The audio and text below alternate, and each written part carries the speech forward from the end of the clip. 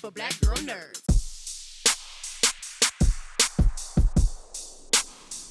Hello, Emma and Joshua. It's so good to be with you this morning, early for us here on the West Coast. Oh no. It's my pleasure completely. I enjoyed both of you so much in this as a person who lived through this era to see a little bit more depth and layers to these almost mythical people, real people, mythical people that we only see on the screen here. Beginning with you, Emma, this is a very important role just because of who Diana was in our history. As a Brit yourself, how has this role changed you? And is it more difficult to portray someone that people are very, very familiar with? Yeah, it's certainly it was a huge amount of pressure. And when I got the part, I felt a huge amount of responsibility. I think the word you use, mythical, is really interesting. And I think that's kind of completely accurate, that these people like Diana and Charles and the Queen, they are icons in a way that makes them incredibly untouchable and kind of unknowable. And to then, as an actor, be asked to portray them is really daunting, because as an actor, you want to get you're really constantly looking for like a foothold into these characters that you're playing, something to relate to, something to empathize with. And it can be very difficult. And so it was really only when I got the script and then I kind of realized, oh, this is a fictional character really that I'm playing. This is the Crown's version of Diana. This is Peter's version of Diana. So then I could take everything that I had learnt and been intrigued by in my research and really apply it to the story that we were telling.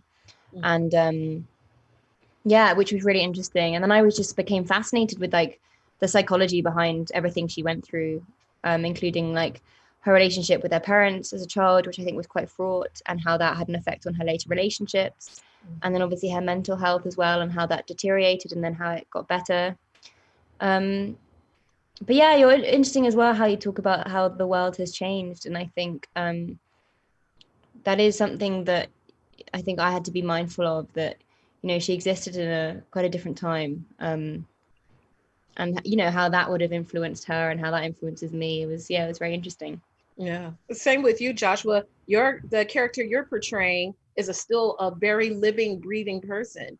As a British person yourself, and the version that you know of as seeing him in the media, now stepping into that role, how has that changed you and what you thought you knew of the royal family? Yeah, I suppose I'm sort of.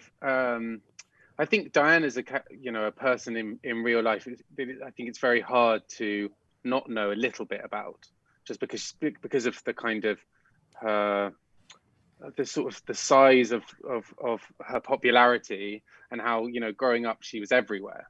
Mm-hmm. Whereas with Charles, I didn't know an awful lot before I started this job, and I don't know an awful lot more now, because I think the joy of this show is that we are working in fiction and we're actors, we're not impersonators, and so a lot of the work is to do with creation and fictionalizing these sort of characters, much in the same way as back in the day, Shakespeare was kind of rewriting history in his own kind of melodramatic sort of melodrama way.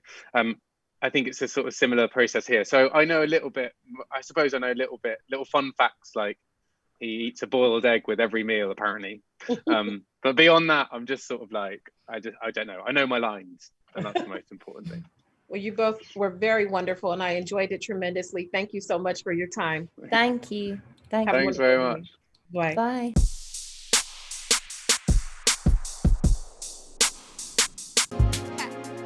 Better shake your booties for Black girl nerds. Better shake your booties for Black girl